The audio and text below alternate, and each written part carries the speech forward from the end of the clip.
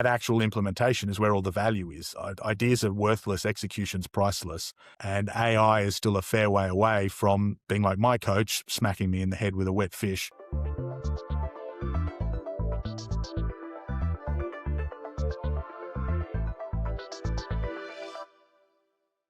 Hello, everyone. It's Joe McCord here from Pinch Payments once again. This is the third episode of Pinch Me, I'm Dreaming, or PMID, the Pinch Payments podcast. And today I am joined by a very good friend of mine, a very special guest. In fact, maybe the most special guest, because Jacob is the person that I interviewed on my very first podcast that I ever created some 8 years ago that had a single episode. And I am joined by Jacob Aldridge. How are you going, mate? How are you going, friend? It's good to be back.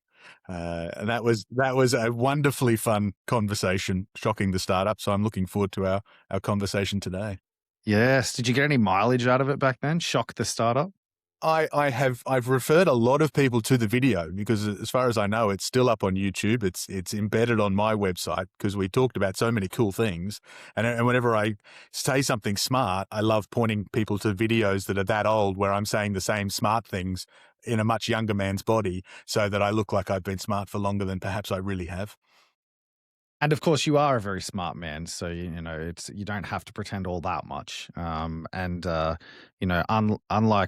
me at the time, you actually were smart even then. I'd like to think I've gotten a bit smarter now, but before we start going into too much nitty gritty, why don't we talk a little bit about you? Just give the audience a little bit of an idea of who you are, what you do, what you're all about. Obviously, you are a business advisor. You are also a published author, and you are a digital nomad, which is a lot of things I aspire to be, mind you. And I'm thinking a lot of this episode is probably going to end up me trying to figure out how I can emulate that and figure out how to do what you do and steal your life. Not single white female style, but similarly. So yeah, tell us, where are you at right now? What are you up to? What are you doing with your life right now? Da Nang, Vietnam is where I am right now. So yes, full-time travel family. So my beautiful wife and I and our 7-year-old daughter have been on the road. We left Brisbane again, but properly at the start of 2025. So we change countries every 2 to 3 months. We world school, which is that integration of homeschooling and interconnecting with the locations that we're at, the communities that we meet, both the local and the other weirdo world schooling families that are out there. And we work with our advisory business, which is now 20 years old this month. So that's a cause for celebration and is now fully remote online. And so that's the life that we lead. And I can recommend. I can imagine. Every time I check in with you, you're in a different country. How many times a year do you get back to Australia these days?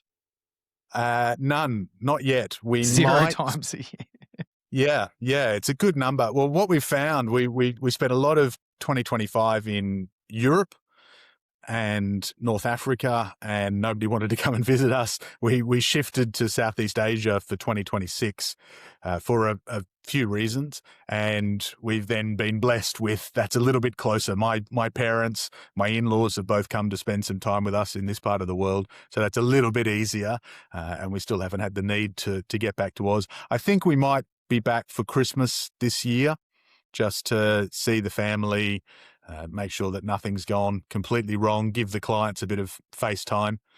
But apart from that, it kind of works. We had this moment where Harmony was in with a client and she had a series of one-on-one meetings with the team. So she was in at the client's office, and each of the 4 or 5 meetings that she had that day just dropped her a note and said, I'm actually work from home today. Do you mind if we do this on Zoom instead of in person?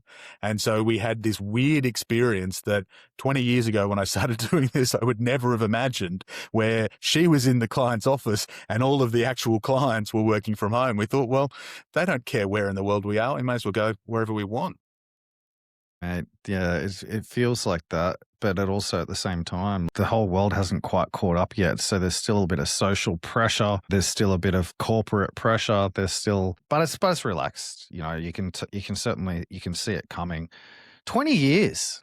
That's a long time. That's a long time to have a business run in perpetuity.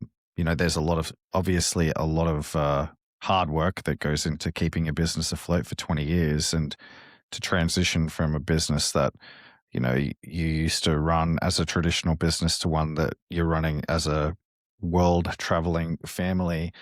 Um, how did you navigate the fear? Like, surely that must have been the biggest thing. As I mentioned to you before, I've had aspirations to do what you do for the entire time I've been a working man. Taking the leap of faith to just go and do it. How did you navigate that? There's a lot of personal development work. And so business advisory, business coaching, different ways you can tackle it. But one of my first mentors described it to me as a professional opportunity for personal growth. It's like if you go out there, if you run your own business, if you help particularly small, medium-sized business owners who are so driven by their emotions, conscious or not, you can't but tackle that in a way that leads to your own personal development. And certainly my coach, who is, smacks me in the face with a fish every month when we have our coaching sessions, that's a big part of the work that she has been doing with me on and off. I've had different coaches for what I've needed over the time, but she was my first coach 20 years ago. She's the current coach we have in our business. And a big part of that is just shining a light on those fears. And fear is, one of the fun acronyms is that fear is future expectations appearing real. It's projecting what could happen in the future and feeling that feeling right now, even though it hasn't happened. It's completely imaginary. And the best tool that we've had to really overcome those is to step into that future and go, well, what is the worst case? What is the worst thing that could possibly happen, outside meteor strike or that, realistically, what's the worst thing that can happen? And invariably, it's actually not that bad. When we took off in 2025, for example, it was like, well, the worst thing is we get 6 months, 12 months into this. It's not working. The schooling isn't working. We're not making money. We go back to Brisbane. We move back into our house that we had rented out. And so in 12 months' time, if we do nothing, we're going to be living in Brisbane. The kids going to a regular school. We're running this business, or we've got a job. If we do it in 12 months' time, worst case scenario, we're living in Brisbane. Kid goes to a regular school. We're running this business. We're doing a job. It's like, if it's the same outcome either way, we may as well give it a try. And there have been a few instances of that over that 20-year period where we've moved countries, we've changed business models, or we had a horrible experience becoming parents, and that took a lot. Throughout that, it's just us together as a team going, well, what have we got to lose? And usually it's not that much. This is probably a good time to maybe go a little bit deeper into your business, what it is that you do, who it is that you do it for. And I guess, what separates you from another business advisor in the sense that, like, what do you teach? What's your strength? What do the businesses that work with you succeed by doing that they might not do? Yeah, well, I'm ridiculously good looking and modest, which is obviously, sets me apart, and a little bit of a sense of humor and a belief that business is best when it's fun. There's two businesses really that I'm primarily part of, apart from the others where I'm, kind of on the board or, an investor. We've got Como Legal Coaching, which is the business that Harmony leads. She had 15 years as a practicing lawyer.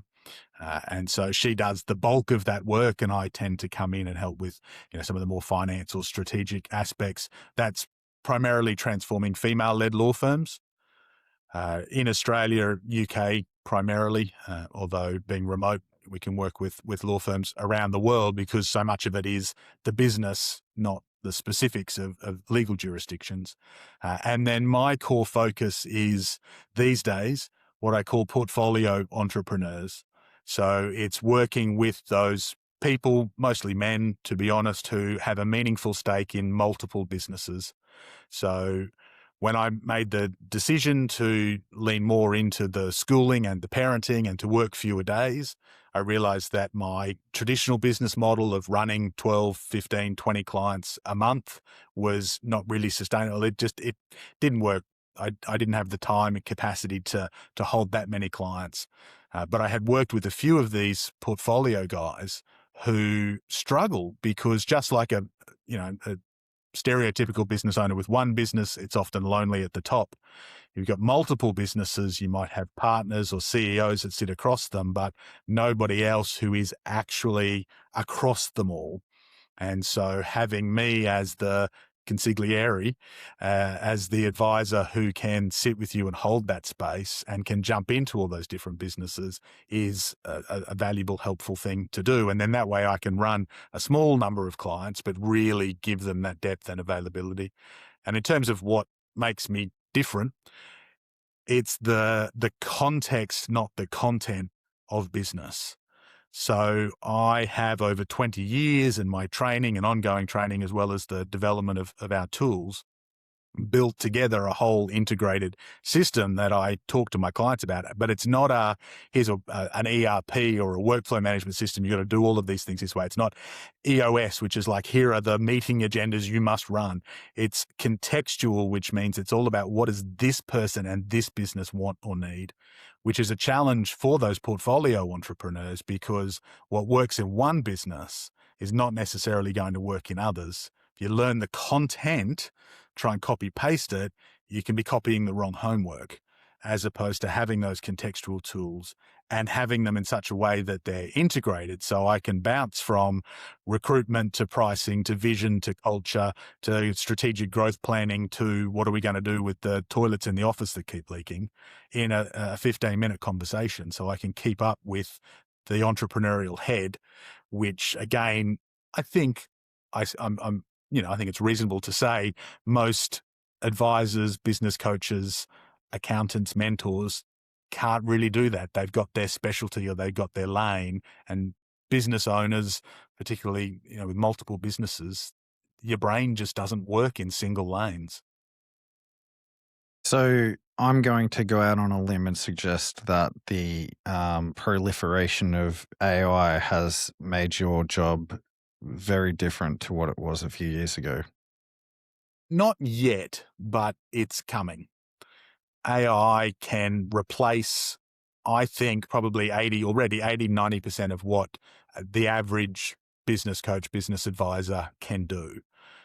I remember when I was working in the UK, I was part of a group. I was licensed through a group, and I did some time there as the COO. I kind of did my round within the group, running the operations for the national business and helping overcome a few of the challenges that we had. We had back then, I think, about 80 coaches in the UK that I was not coaching. I was going, this is what you need to do. You need to shift. And the problem even back then was most coaches have a very short engagement cycle with their clients. A lot of advisors do the same, where you've got the interesting new conversation, but not the actual implementation experience, and nothing actually changes. And you could replace a lot of what those advisors do when they get up on a whiteboard, draw a diagram. You could replace it with a YouTube video 10 years ago. What AI can do is take that then from that concept inspiration level down to the strategy education level and actually map out, here is the plan, here is what you get to do. What AI still can't do, and frankly, what most advisors and business coaches and accountants who sit in that advisory space still can't do, is ensure the implementation happens. And we've got a great AI agent in our business who can do that. He does stuff for me, but he's not implementing the real change, and he's not changing my behavior. And for the people who want that change, they can leverage AI. Maybe they can get pretty close to it today. But that actual implementation is where all the value is. Ideas are worthless, execution's priceless, and AI is still a fair way away from being like my coach, smacking me in the head with a wet fish every month. It's a fair way away from actually helping with the implementation. So that's why I get paid, is to actually implement change that's valuable to my clients, not to roll out a gorgeous strategy plan that's 800 pages long that someone's just going to take and put back into AI and say, hey, can you please summarize this? Yeah, when I asked the question, what I more meant was like it should be able to compress a lot of what you do so that you can actually do more of it. Mm. Right. So like I use AI a lot for developing strategies, plans. I have like multiple agents that do things like, house all of my strategy in a strategy AI so that if people need to ask questions about the strategy, they can ask the AI instead of asking me. And also what it allows me to do is, to your point, a really interesting point that you made about people having skills that they can really only apply in a single lane. It has a really powerful way of being able to translate the application of things that you're good at in one area and apply it to the other and give you a way to actually translate that application into another area. And that's something that I find we do a lot here at Pinch. And not only that, actually build the plan in a resilient enough way in the first place so that it actually has cross-application potential so that you can avoid that particular problem. So we get a lot of repeatability when we go after a new market or launch a new product. We can do a lot of the same things when we make choices about markets that we go into. We weigh up whether we already have enough momentum in a relative market so that we can get cumulative value out of what we were already doing, stuff like that. And I think that that's where AI is at now. I think like in terms of assisting with knowledge work and stuff like that, that's pushing, I'm not including product development and coding. That's a whole different ball game. Yeah. But when it comes to like, helping knowledge workers out, that's kind of like almost the tip of the spear of where it's at right now, I think. So your businesses that you work with, you portfolio entrepreneurs, do they tend to mostly be investors instead of founders, or is it a bit of a mix? Do you see people who are founders that then, dabble in investment, and so they have their one core investment, and then they have their ones that they've got, minor equity stakes in? What's sort of the mix there? Like, yeah, they're founders, and maybe they've had one successful exit, or they have had a business that's got to that point where they can shift focus. So it's not just I'm an angel investor now, I've got 5% here or 5% there. It is where they've got the multiple businesses where whether they've got 20% or 50% or 100%, they are putting time and effort into those businesses. It's not just the dumb silent money. yeah, okay. And the idea that they tend to have, and some of them have invested in some really dumb businesses before they met me, but the idea they tend to have is like, how do I magnify my brilliance? And instead what happens is it's just all the monkeys from all the different businesses get magnified and flung their way. And if they've got a business partner or a CEO or a kind of a manager who's running the day-to-day operations, that person's like, fantastic, I can just fling all the hard questions up to you.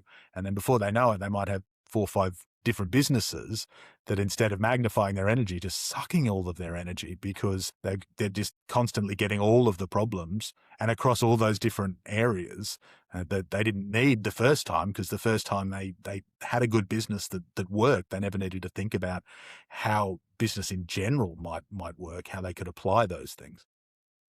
Sounds to me like you were like AI before AI, like the Yeah, well, they were going to call it Jacob, but they went with Google instead. And then, ChatGPT talked to me about licensing, the name. Well, that's why it's ChatGPT. There's Claude and Victor, and they were going to call it Jacob, but again, I was charging them too much, so they went with ChatGPT. Yeah, I mean the the reason I mentioned that though is just because, like, at least for me, I'm not a multiple founder, but if I was, the role that you play in what you call your consigliere role, which I absolutely love, a beautiful way to put it, is certainly a role that I would naturally use ChatGPT to play. But you raise a really valid point, and it's a point that I've been pondering a lot lately, and that's, when this all finally reaches its crescendo, and the speed with which it, normalizes, and it kind of gets to the point where this is what AI has done in terms of transforming society, and it's locked in place now. When we get there, relationships and actual like human to human contact is still going to be critical. In fact, in many ways, maybe even more critical after we have to go through the experience of losing it, which we're, I think, mid going through right now, right? We're currently, coming out of COVID, and, we're seeing like nations that are having issues with population growth because people are not, communicating in public anymore, not going out. So we're going through this meta translation of relationships. And I think on the flip side, coming out of the other end, we're going to, find people that are kind of longing for it, and it'll like end up being, overvalued compared to what it is now even. So for you to play that role now where you're actually, being the ones, what did you say? Something with a fish. What was it? Getting smacked in the face with a fish. You're the one slapping people in the face with a fish. That's what they pay me to do. I think that skill is absolutely critical, like moving forward, even more so than maybe any other skill. The challenge, AI agents are here now. They're getting better. That took longer than I was expecting, but it's accelerating faster. And so, even it might be next week, it might be next month, it might be next year where it sort of gets to this point. But still today, the generative AI enmeshed solutions, Claude and ChatGPT and Gemini, are very much responding to your questions. And the value in a coach, an advisor, a mentor has always been them asking you the questions, not giving you the answer.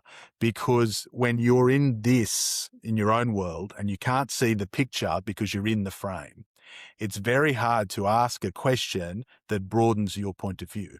Because if you had that point of view, you wouldn't need to ask the question. And where that gets lost is, if you're super confident that sales is the problem I've got.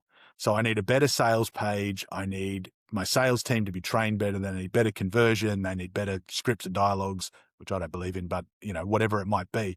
And you go to those tools and you ask it for better sales. It will give you better sales. What it won't do yet is say, actually, did you know that in the context of your personal vision, your business model is broken? So I can fix sales, but all that's going to do is embed you worse in the path that you're currently going on. So if you want to be a full-time traveler, you can't have more clients like this. Sales will get you more clients like this, but actually you need to find out how you can get clients like that. And that takes a different kind of AI, Aldridge intelligence, to be able to bring that broader perspective. And when clients ask me the questions, to be able to sometimes just put back and go, actually, I don't think that's the right question. Have you thought about this? In a way that a lot of AI tools currently can't.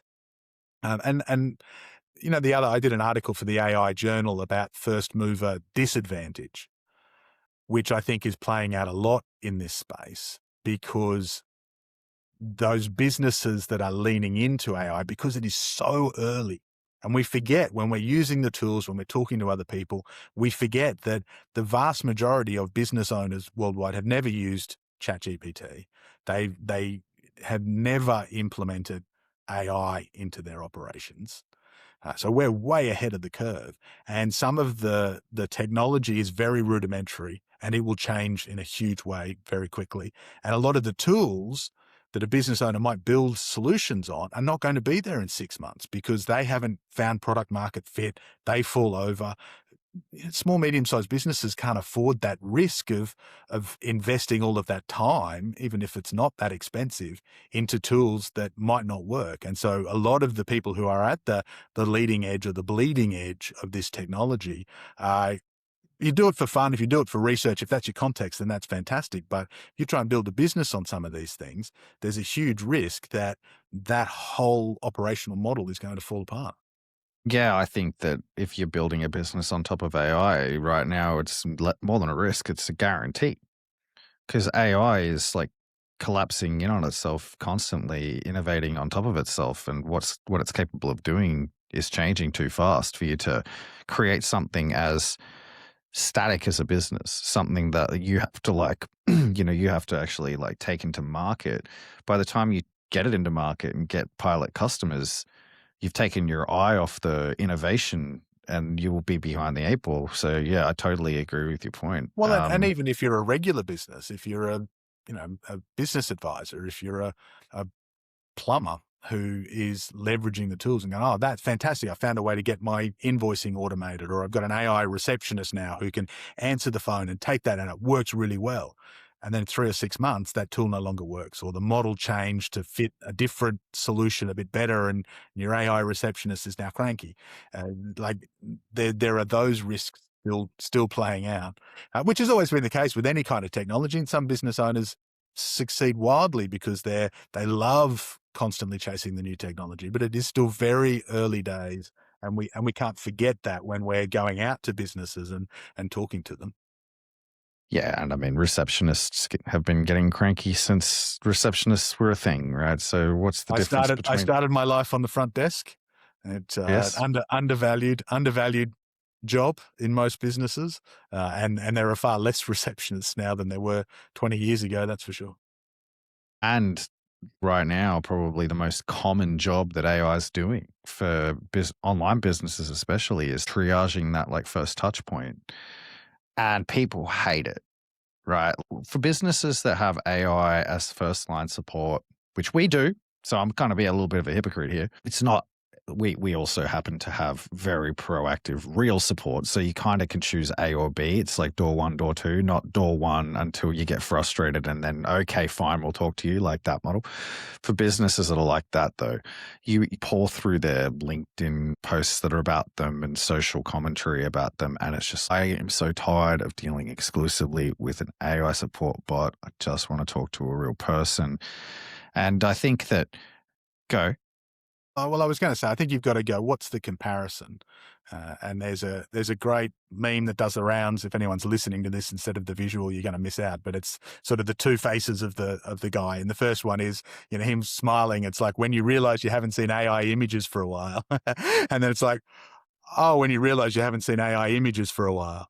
It's like Yeah. people don't care that you have an AI receptionist, AI help desk, AI written blog. People care that your receptionist, your help desk, your blog is crap. Yeah, that's And if right. you're using AI to create crap, that's the problem, not the AI. And then similarly, it's like, what's the alternative? Because if you're that plumber who's elbow deep in, your shit is my breakfast kind of career, you're not answering the phone when people call. And so having a mediocre AI solution is still better than what you're currently doing. And so we Yeah, can look on the outside and say, well, you've got a terrible solution because look at what Pinch are doing. They're amazing because they've got resources and a great product and a team and all of these things. But that's unrealistic. It's like saying, why can't I run as fast as Usain Bolt? And it's like I eat the same number of chicken nuggets. What's the problem? I should be able to do it. Different businesses, different comparisons. I love the analogy. Yes, that's correct. Not everybody can be like Pinch, and not everybody can be like Usain Bolt. Pinch and Usain Bolt, two peas in a pod, going places and going places fast. Okay, this you might be sick of talking about this because this goes way back, right? And it might show how long it's been since I've like onto your website. But you were a contributor or author of a book, right? Be more specific. I've written 6 books, so I'm talking about visionary male leaders, yeah, nice, right? nice. So the book, I think you were a contributor, not the author, though, right? There were a group of 18 guys who wrote about visionary male leaders and embracing feminine energy in the business leadership space. Now, at the time that came out, that was like, whoa. And now, masculine, feminine, gender is so much more of a topic. When I first saw that book come out, firstly, like it resonated with me. Like I have always been able to acknowledge that at certain times I'm channeling feminine energy and certain times I'm channeling masculine energy. So when I read that book, or when I read your part especially, I was like, that's it. I just totally understand that. I think that we should talk about that, because I genuinely still feel like it's such amazing information that this is not talked about enough. So can you go ahead and just establish the premise? Yeah, and the challenge I have with it is it's thousands of years of mostly Eastern research and application that have led to this masculine feminine conversation, which then gets confused with the male female binary gender kind of conversation. And I think that then blurs into the confusion and the problem, particularly in workplaces, which is my area of expertise, but more generally in society, where we know that there's a lot more to gender and sexuality than a binary nature. And so any kind of conversation around masculine and feminine feels like it's tapping into that conversation, when actually it's not. It's a different conversation, and it may be the solution to a lot of those binary, non-binary problems. So the idea and the yin yang diagram that a lot of us familiar is part of this history. We are all a combination of masculine and feminine energies. The masculine energy tends to live in the future. It wants to go and hunt the next kangaroo. It's driven and motivated by that sense of purpose. And it wants to find that way to have the solution, to fix the problem, to find new challenges. The feminine energy and the masculine can be healthy, it can be toxic. When most of us are familiar with toxic masculinity as a concept. The feminine energy is much more rooted in the present. It has a drive for the sense of connection, of community, and that need to be present in the right community connection group in a way that the masculine is less oriented. And the feminine can be healthy, and the feminine can be toxic. Toxic femininity is where you as an individual sacrifice yourself for people who wouldn't return the favor. And I see this so often in female business owners, where they will take the muggers, they'll take the tasks, they'll take the responsibility, they'll rescue their team. And then the one time a year where they have to go and pick up a sick kid from school, the team don't step up to help them. And you're not empowering the team, but they're just sucking their own energy and their own ability to help team, clients, family, all of those kind of things. So it's healthy and unhealthy on both sides. We're all a combination of both. Now, most men are predominantly masculine, and I am definitely predominantly a masculine energy. What's the drive? What's the purpose? Most women are predominantly feminine. And so that's where the confusion kind of gets, is that a lot of modern business, 20th, 21st century business, has been built by men from a masculine space. And if you look at even some of the language, it's like you need a mission statement. I mean, mission is a military word. We started applying that in businesses after the First World War, particularly after the Second World War, where it was the military. What's that mission? What's the purpose? What's the thing that we're attacking right now? And when I started 20 years ago using some of that language and some of the training, it never occurred to me that maybe it wasn't universal. I just observed that most of my clients were dudes. And then I ran a workshop maybe 2009, 2010, before I moved to London. I was still in Brisbane. And I did this great exercise that everyone loved, where I walked the people out of my office and out onto the street, and I got them to look at the horizon and look at the footpath and feel that difference and all of this kind of thing. And I'm doing the feedback at the end, and there was a female, she was an architect, very successful architect in Brisbane. Her feedback was like, I didn't get it. And I thought, oh, wow, aren't you dumb? I didn't say that, but it was like, oh, okay, not everyone's going to understand business, right? So here's someone who doesn't understand business. And then you learn more and you do more training and you do more research and reflect on, actually, not only were most of my clients men, but the female clients I had were actually quite masculine in their approach to business, naturally, or because that's the mask they had been taught. And so what if we actually did this differently? And that's what eventually led to me being connected with, the editor of Visionary Male Leaders, and to contributing to that and my part was particularly, it's like, how do you, regardless of your preference or if you're balanced, and I've got an online quiz we'll put out there for anyone who's interested about which is your strength. Wherever you are, what are the systems you can put into business that attract both? Because it's not just then how do we help women rise in business? It's about how do we embrace all of us, because we are all a combination. And if our business is only established to support the masculine energy needs, then all of us lose, because part of us, whether it's a small part or a predominant part, is not being embraced. If we can build the systems in business that embrace both, then everybody wins, and we lose the whole I'm a white man, therefore I can't get promoted kind of nonsense that goes on around, diversity, equity, and inclusion conversations.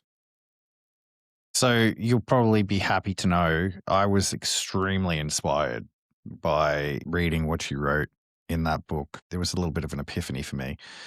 And I've certainly gone on and embraced the idea of creating an environment that embraces both energy types, not just one over the other, but like you, acknowledging that I was more naturally geared, the masculine way. And honestly, it's been super transformative, because by creating space where it was, as people who are more naturally feminine, i.e. women, are actually able to be acknowledged and recognized and validated for the strengths that they bring, it has this transformative impact on the entire culture, but it also on them, right? So you see, I was actually having a conversation with my team earlier this week where I was thinking to myself, I was like, I want to make a LinkedIn post and I want to say, let's talk about the growth hack of hiring competent women and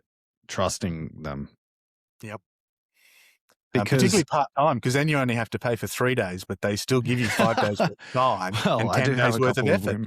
I do have a couple of women in my team that work part-time, but I've got a team of 9 now and 8 of them are women. And to be honest, it's the growth is not what you would expect to see in the sense that it's not driven by sales, it's not driven by KPIs, it's not driven by. It's not hunt the kangaroo. That's not what. No, but it's steady and it's consistent and it comes with this energy with it that's actually super, super lovely. We're succeeding with this cultural payments technology by real people caring for one another, having fun, communicating, being present with each other, talking to people. And it's honestly amazing. And so, I'm a little bit of a contrarian. So part of it was I probably pushed the boundaries of it a little just to see if I could actually, almost make it work in spite of leaving even the masculine stuff completely off to one side. And it has absolutely worked. And I think I owe that to you, to be honest, for opening my eyes up to the,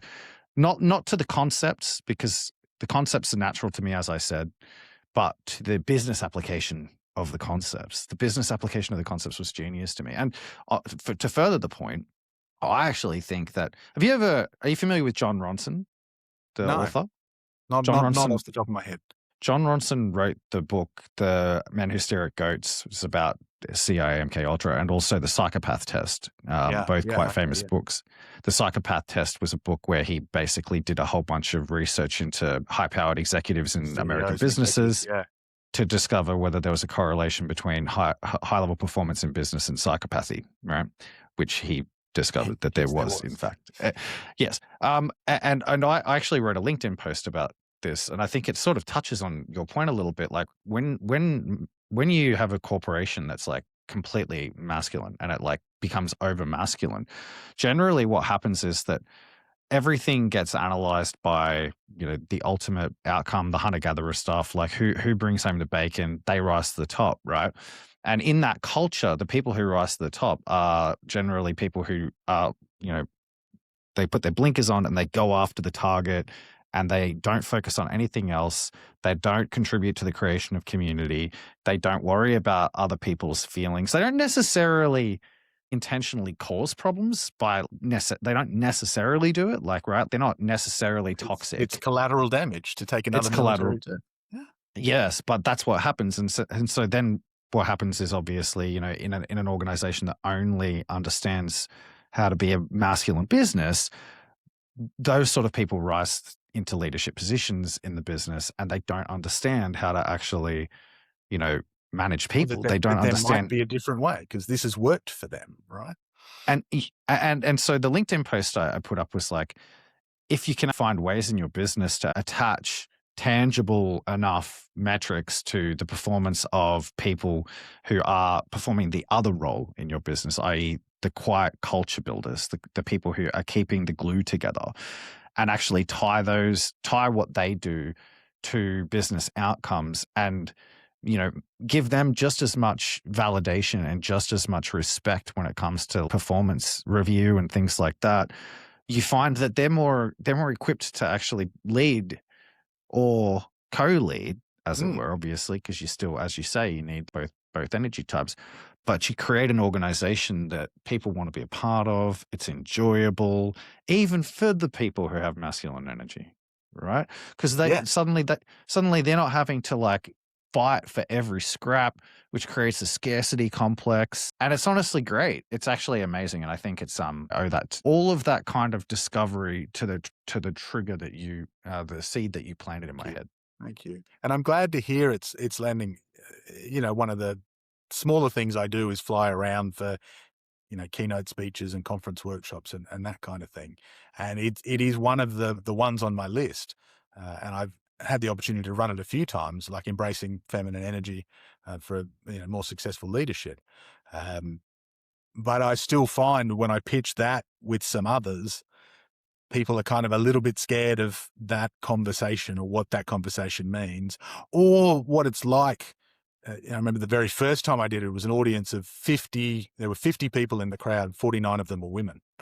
And I'm like, well, if the people with the power don't want to change, Mm. it's not going to change. So let's have the conversation. That's But bold, man.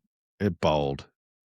I had great. They did the mic at the end. It's like any questions, and one of the women put a hand up and said, "Actually, I don't have a question. I just want to say, when you stood up there as a man in a suit and said you were going to talk about feminine energy in business, I thought, what is this bullshit?" But actually, now I can't imagine anybody else having that conversation as well as Yeah. you've just done, and that's kind of cool as well. So I hope to do more. I'd love to speak about that every week to businesses and communities, because it's a rapid change. I talk about AI and being a generalist, and I do some other more wacky kind of cool smart dude presentations, but that feminine, you can take that on a Friday and implement it in your business on Monday, and you'll get immediate effects. So I'm glad to hear it's working. I'm glad you're a case study. Yeah, man. At the moment, I'm also working with a wonderful organization called Tech Ready Women. Tech Ready Women is an accelerator. At the moment, we're mentoring through 51 female founders, generally ex-professional women who have had a dream and they're trying to get off the ground and like pivot into first-time founding. And I think that what you talk about, you probably have some really good insights to share with people like that. So can you take the time to think of something to say? Like what would you say to a female founder who, may have come from a corporate or, a business background and is taking that next step? I think the first thing is, don't throw the baby out with the bathwater. This is a common mistake I see, especially when I talk about like the female-led law firms that I'm increasingly doing some work with, which I never would have got if I didn't have a strong female co-founder in my beautiful wife. They know what they don't want, but they tend to throw it all out. So, I don't want a hierarchy. So I now sit in the open plan office myself, and it's frustrating the heck out of me because I can't get things done and I can't take half the phone calls because the team can't hear the conversations around the business plan. And so they go too far. So it's just avoiding that trap. That's a small thing. I think the big thing, and it's a broad contextual framework I use a lot, that I stole from a coach in Perth called Millie Aitchison. Permission, listen, choose. So give yourself permission to do anything, to create anything. And that's the business model, and it's the culture, and it's your personal life. You can choose anything, because women particularly are trained to wear the mask. You wear the mask at school, you wear the mask at university, you wear the mask in your career to get through, to get by, to play the game in the way it's currently being played. And it's very hard to get that mask off, and that mask is very limiting. So the first thing you have to do, which sounds easy, but can be quite challenging, is genuinely give yourself permission to go and create whatever you want. And then have the space to listen, permission, listen, choose, listen to what your heart, your soul, your gut is saying you want to go and build. And don't the pin brain, thinking brain, like the brain wants to be right, the body wants to be happy. Listen to your body when it comes to that. Because you can do the pin brain thing. You can sit down with AI later and go, is this viable? Is this realistic? I want to be a billionaire who sells flowers on the side of the road. Like that can come later. Don't let that get in the way of listening to what your heart has to say. And then once you're connected with that, which can take a long time, choose it genuinely. Don't just go, that's a good idea. Go, that is me. And if you've done the permission and the listen bits well, then that choice becomes really, really powerful. And that is then what drives you to, and you don't have to change the world to be innovative. That was what's going to drive you to change your world. And, business exists to add value to other people. If you're successful in business, you will be helping other people. That's how it works. And so if you choose what is going to work for you and your heart and soul, then that is going to go out and help other people. Man, that was awesome. Well, let's turn it around on the flip side, right? Let's say, there's male business owners listening to this podcast, or masculine, female business owners. Let's say they're listening to this podcast and they're inspired by the idea of being able to create space for both energy types. How would you consult with somebody and help them figure out how to transform their business in a way that's going to create that space from one that's masculine to one that's feminine? Very hard question, I know.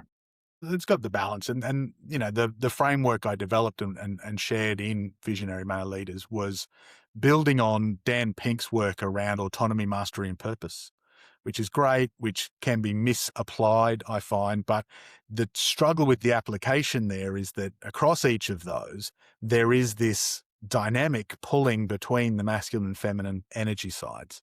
So with autonomy, it's the pull between the sense of independence, individuality, and that need to belong.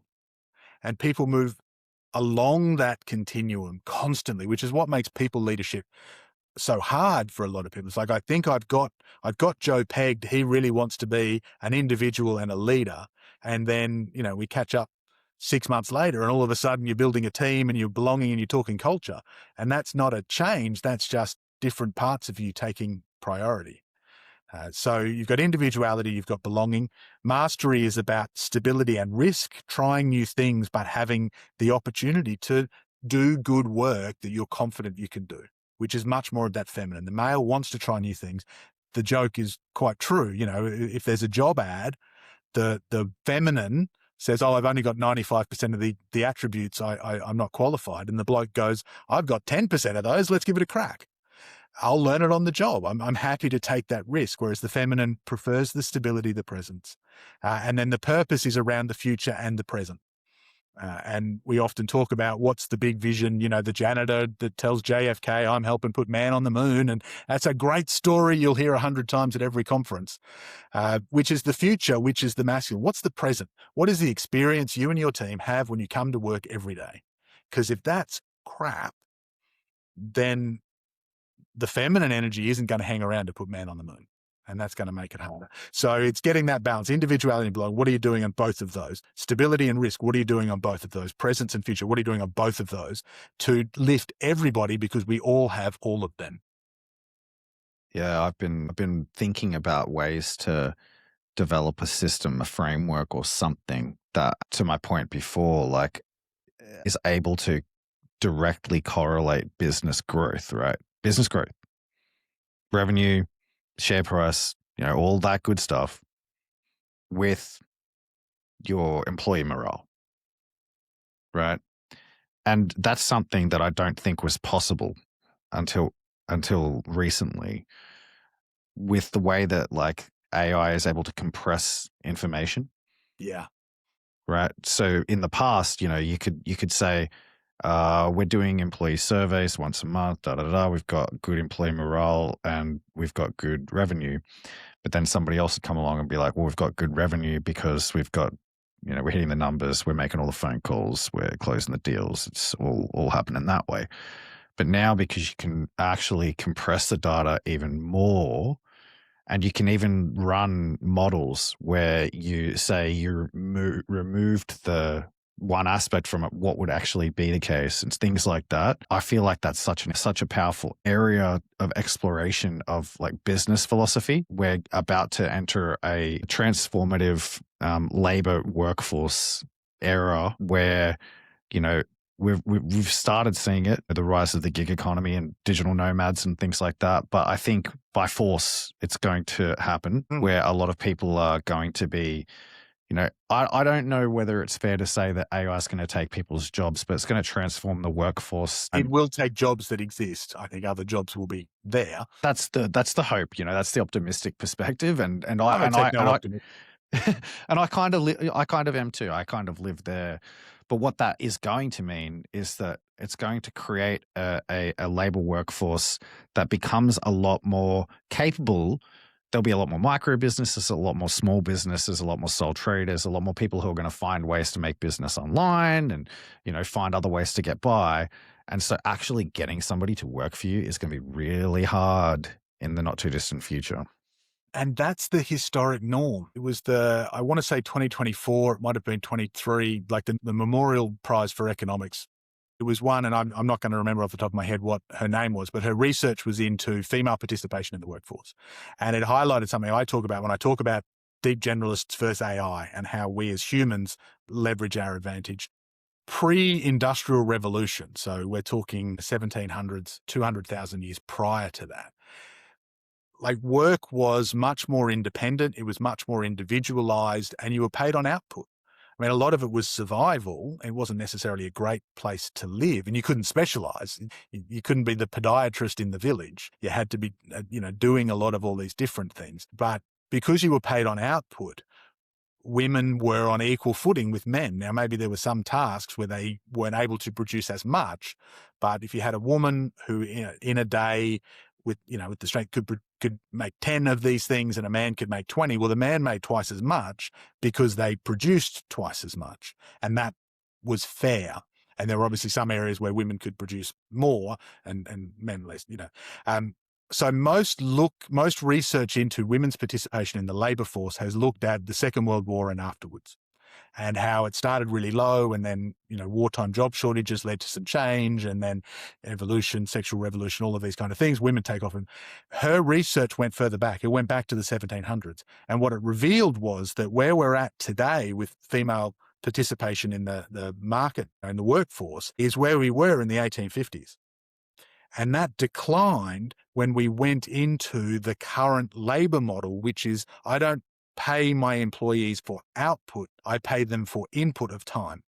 So now you have a woman who can produce 10 units in a day and a man who can produce 20. This is industrial revolution if we're thinking, but I've got to pay them the same amount of money. And obviously back then they didn't. And we've now got equal pay for equal work, which is fair and reasonable, and I support. But you do have that situation where women were pushed out of the workforce because they were being paid for time rather than for output. What AI is helping us to create, and this is happening a lot, I do it in the world schooling stuff, we do all of these kind of things, it is allowing people to be valued on their output. Now, it's very different now to the 1700s, the knowledge economy gig, the complexity of society, workforces, all of those kind of things. I don't have all of the answers. And I think some people will struggle because they're used to being paid for input. I show up, I do the work, I get paid. I have a really productive week, I get paid. I have a really crappy week where I've got a hangover or I'm just not feeling it, I still get paid the same. Majority of people live in that paradigm, and that's why they're scared of AI taking jobs. But if we look at the vast majority of human history, humans have used the tools available to them to create output in value, which has then allowed them to look after themselves and their family. And yes, I think we will see a great shift back to that. I think it's been underway for some time, and just in terms of tools and the economy, and now AI forcing that upon a lot more people is going to be scary for many, but is a huge opportunity and actually better reflects who we fundamentally are as a creature. So before we wrap things up, I think we could sit here and we could straight up talk for nonstop for the rest of time, to be honest. I genuinely would rather be nowhere else than just literally sitting here and philosophizing with you. I'm not even joking. The one thing we haven't talked about is, payments and Yeah. technology and Yeah. Pinch. Yeah. Talk to me. Obviously, you're a fan, you're a Pinch partner. What is it about Pinch payments that you like? What is it, aside from the fact that we're friends and you do it because you Yeah. like me? It's twofold. And this is where I think a lot of the, when we talk about some of these big concepts, which is a lot of fun, and then I get to have those chats with clients, and then they just go, okay, well, so what does that actually mean? So first and foremost, I mean, payments, small and medium businesses, every business, but particularly small and medium businesses, it's a challenge. It's a pain. Like you do the work, and that's the job done is kind of the mindset, where in reality, you got to do the work, you got to get the invoice out, you got to get paid. And you don't get paid to produce invoices. You don't get paid to check debtors. You don't get paid to chase debtors. That's not the value you bring in whatever it is that your business does. And so to be able to streamline that and to find some novel solutions that solve that problem for both the business and their customers and their clients. And that's where I think a lot of payment providers forget, is they serve one of those two, but not both. Whereas Pinch has absolutely come at that problem and gone, how do we help both of these people so it becomes easy? So in a practical sense, that's why I love and recommend Pinch, because you're able to help the business with something which is fundamental, and you actually are able to make it easier for the customers to do what they need to do to get the value of working with that business. And then over and above that, the second reason why I love Pinch is because of that local, approachable element to how you're building the business. And it doesn't mean you have to be in the same city or the same country. The growth that I have seen with, investment and potential and those kind of things in the product in the years that I've been a Pinch partner is huge, because that fundamental problem is universal. The way you approach it with some of those cultural context as a filter for dealing with customers, building the product, communicating the solution is, again, very different from how a lot of people in the finance space are playing. And so to be able to support that and recommend that and trust in that is a huge. Whenever you're an advisor, whenever you make a referral, you're putting your own reputation on the line. And that's something that I'm happy to do when it comes to recommending Pinch. He's not on payroll, by the way, everybody. Not in the slightest. I'm Look, going to see that clip more than any of the others, aren't I? maybe. No, probably not, because I reckon this episode was amazing, honestly. The insights that you've shared today, I think, are going to resonate strongly with our audience. It's going to resonate strongly with our network and our partners and our staff, even 100%. And before we wrap things up, I will say, Jacob, I've met a lot of people in my career, and fundamentally, you are one of the best people I know, one of the best people I know in business, one of the best minds I know, one of the kindest men I know, and I wish you all the best in everything you do. And I think that you should have such a bigger platform, because the messages that you put out there and the things that you have to say are so important for people to hear. Gender be damned, just people, everybody needs to hear this stuff, because this is the way the world's moving. Jacob, thank you so much for being on PMID. I hope you enjoyed the talk today. Absolutely. I hope I didn't talk too much and not get some of that conversation out. It's always a joy. I'll go to the opening of an envelope if they let me talk. And so if anybody needs another talking head at a conference or a podcast to really spread that message, then, I do it for the joy. Thanks, everybody, for joining us today. This was Jacob, Joe, PMID, episode 3. Cheers.